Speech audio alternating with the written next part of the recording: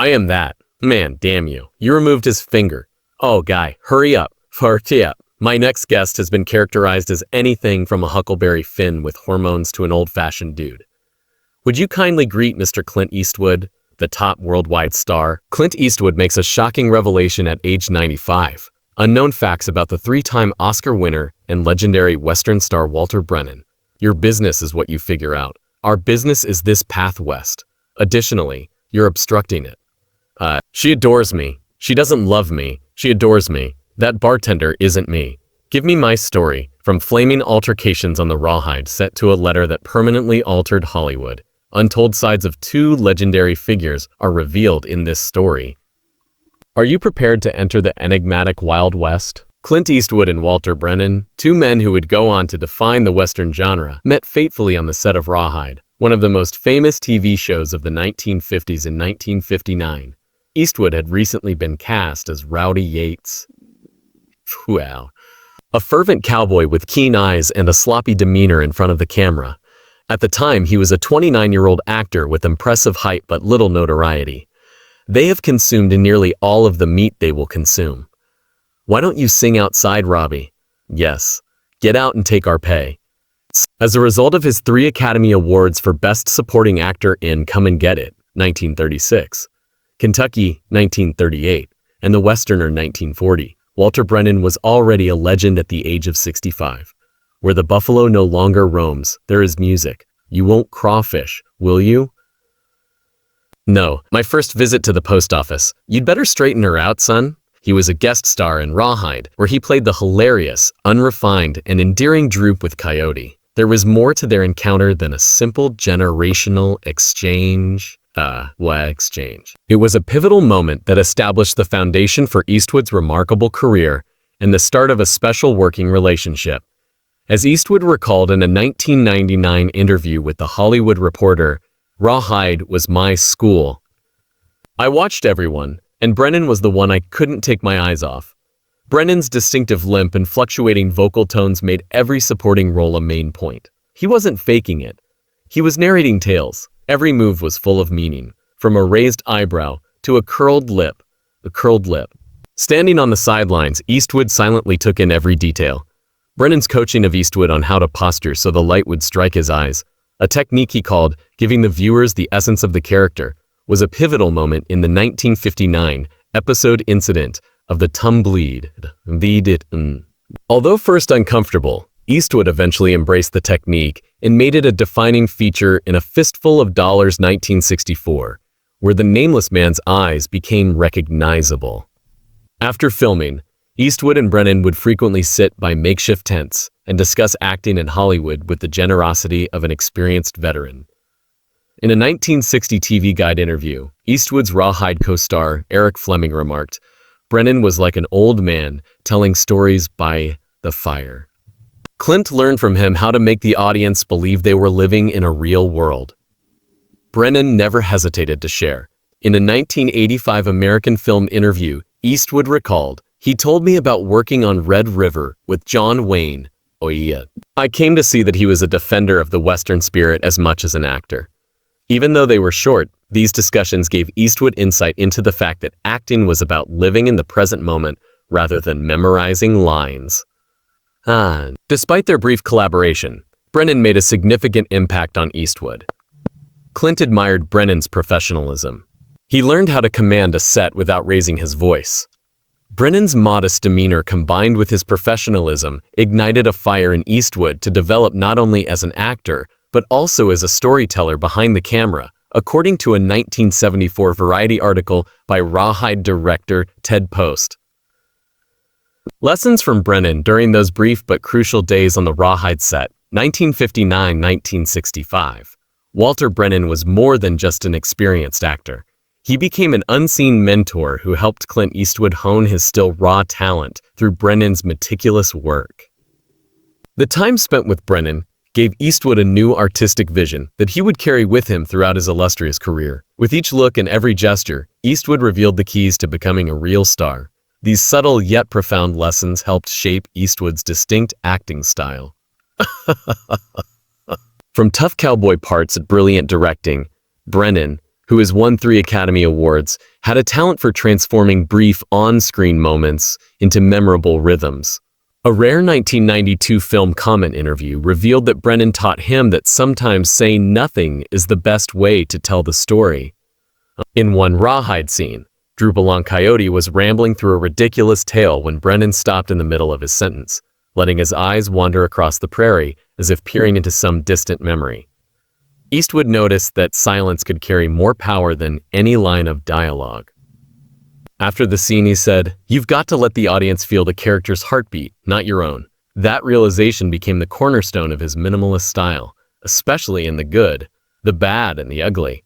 1966, where squints and subtle head tilts spoke volumes.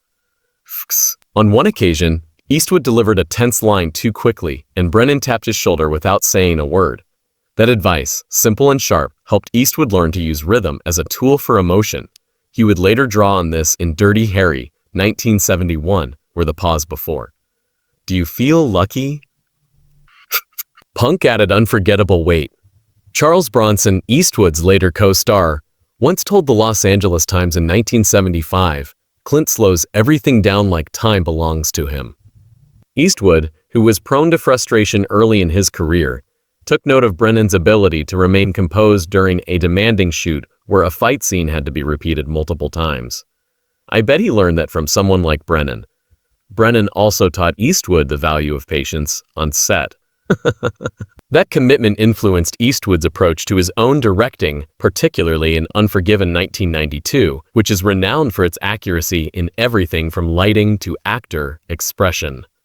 Brennan, unlike traditional mentors, never sat down to teach Eastwood. Instead, he led by example through his complete immersion into characters and his profound respect for the craft. Eastwood told The Guardian in 2004 that he worked like it was the last scene he'd ever do. Brennan once said, "Don't try to be a star, try to be a human being." This advice kept Eastwood grounded and guided him away from the temptations of fame and toward creating complex, real characters, from the gritty war veteran in Gran Torino, 2008 to the lone cowboy in For a Few More Dollars in 1965. A minor incident between Clint Eastwood and Walter Brennan during a particularly stressful shoot for the episode incident at the Black Pass 1961 almost destroyed their professional relationship. Backstage tensions on Rawhide on the sun-scorched set of Rawhide, where relentless filming pushed every actor to their limits. Rowdy Yates, played by Eastwood, was in the middle of a dramatic fight scene when he unintentionally moved and blocked the light directed at Brennan, ruining a brief but important monologue. Brennan, who is known for being meticulous, stopped right away, his voice low but sharp. "You need to look around, not just at your own fists." In a rare 2010 interview with Vanity Fair, Eastwood, who was young and impetuous at the time, recalled feeling embarrassed and a little irritated. "I thought he was being too harsh, but later I realized Brennan wasn't angry at me. The fact that the shot was spoiled infuriated him." It's that the shot was professionalism is that. Brennan didn't accept it after the take. He beckoned Eastwood away from the crew and cameras. Rather than reprimanding him, Brennan told a tale about how, as a young actor, he had made a similar error that had ruined a scene with a veteran. "You'll never be any good if you don't respect other people's work," stated Brennan. In the same interview, Eastwood claimed that the guidance taught him the value of teamwork on set, in addition to helping him get over his humiliation. Because of that early meeting with Brennan, Eastwood had a reputation for cultivating a courteous workplace when directing Million Doll Baby 2004. The team was also rumored to be jealous of Brennan. According to some, Brennan, a seasoned celebrity, would sometimes get upset at Eastwood's increasing popularity among younger viewers. Eastwood brushed this notion off. He claimed that Brennan was more giving than people realized in an interview with the New York Times in 2008. He didn't have to seek attention. He had it everything already. In 1962, Paul Brenger, who portrayed Wishbone on Rawhide, shared another anecdote in TV Guide. "This kid's got fire in his eyes," Brent Quine said, when praising Eastwood in front of the crew. "He just needs to figure out how to keep it burning steadily." The small argument turned into a pivotal moment. The Whittle moment. An important turning point in Eastwood's development from a fiery young actor to a reflective artist who came to appreciate every second on film is marked by the story. Defending against controversy, three-time Oscar winner and movie icon, Walter Brennan is known for his outstanding performances, but also for his personal beliefs, which have been the subject of ongoing debates. Rumors about Brennan's extreme conservatism and even suspected racism fueled intense arguments in 1950s and 1960s Hollywood. His vocal position on political matters contributed to these rumors. He was accused of supporting divisive conservative views. However, the most serious charges are not backed by any public evidence. When discussing the matter, Eastwood decided to concentrate on deeds rather than rumors.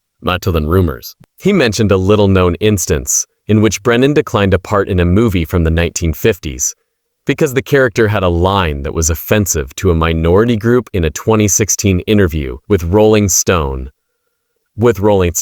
Brennan informed me that he didn't want any children to be offended by anything that appeared on the television. Eastwood admitted that Brennan, like many people in his time, had his social restrictions, saying, "The story paints a picture of a thoughtful Brennan, far from the rigid figure portrayed in gossip." Nevertheless, he underlined that Brennan's skill and moral character were more important than the commotion. In a 2018 CBS Sunday Morning interview, Eastwood characterized him as a man who devoted himself fully to his parts and never allowed prejudice to influence his work. He also related an instance in which Brennan told him to understand the character rather than pass judgment on them before taking on a challenging part on Rawhide.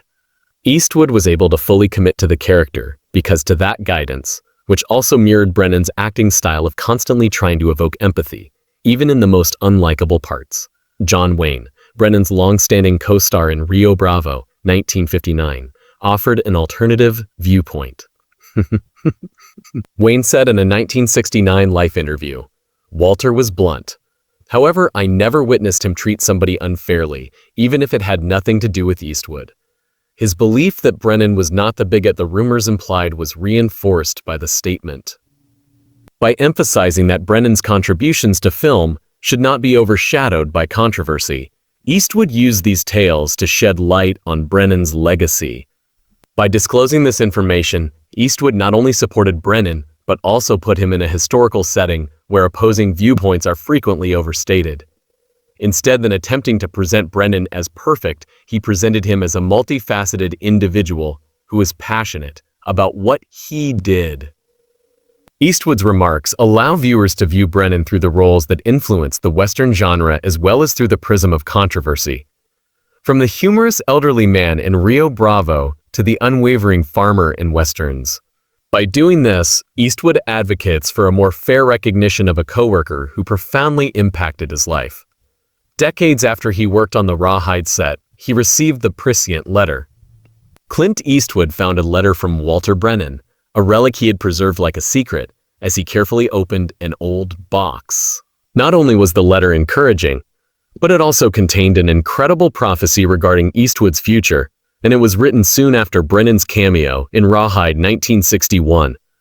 It provided insightful guidance that helped him overcome some of the most difficult obstacles in his professional life. Also, the letter, written in unsteady but impassioned handwriting, demonstrated Brennan's vision and the special connection between the two men. Merely 2 pages in length. After departing from the film crew, Brennan wrote the letter on a calm hotel night. He stated in it that he thought Eastwood will become a Western genre icon. "You've got fire in your eyes, the kind Hollywood can't put out if you know how to hold on to it," Brennan said. Brennan encouraged Eastwood to avoid the trappings of celebrity and to concentrate on telling truthful stories, as Eastwood recalled in an interview with Esquire in 2020. "Avoid chasing attention. He stressed to let it find you." When Eastwood's fame grew after a fistful of dollars in the 1960s, large studios put a lot of pressure on him, and this counsel proved particularly relevant. Not until 1991, when he was getting ready to helm the highly risky picture Unforgiven, did Eastwood reread the letter. He read the letter line by line while alone in his office, having discovered it in a drawer. Brennan's remarks served as a beacon of hope, empowering him to defy the Western's established conventions. Brennan seemed to be right there, encouraging me to follow my gut. In the same interview, Eastwood stated that Unforgiven would go on to win 4 Oscars, confirming his reputation as a visionary filmmaker in addition to an actor.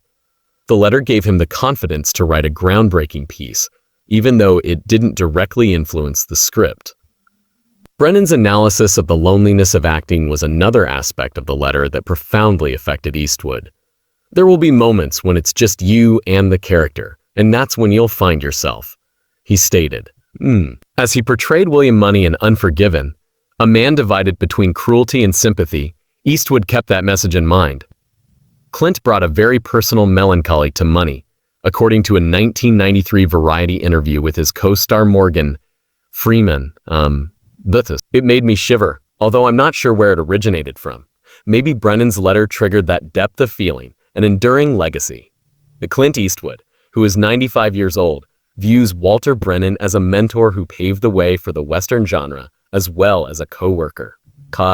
Eastwood was inspired by Brennan's performances in Rio Bravo, 1959, Red River, 1948, and The Westerner, 1940, which had a profound effect on viewers. Even though they were frequently secondary characters, they ended up being the essence of the Western genre. According to Eastwood, they are inextricably linked to the history of film. Brennan have a unique talent for transforming ordinary characters into timeless emblems. His performance of Stumpy, a grumpy but devoted old guy, in Rio Bravo not only made people laugh but also captured the resilient spirit of the American West. According to Eastwood's 2014 interview with Sight and Sound, Brennan brought Stumpy to life in a way that made you feel there was a whole unwritten book behind him.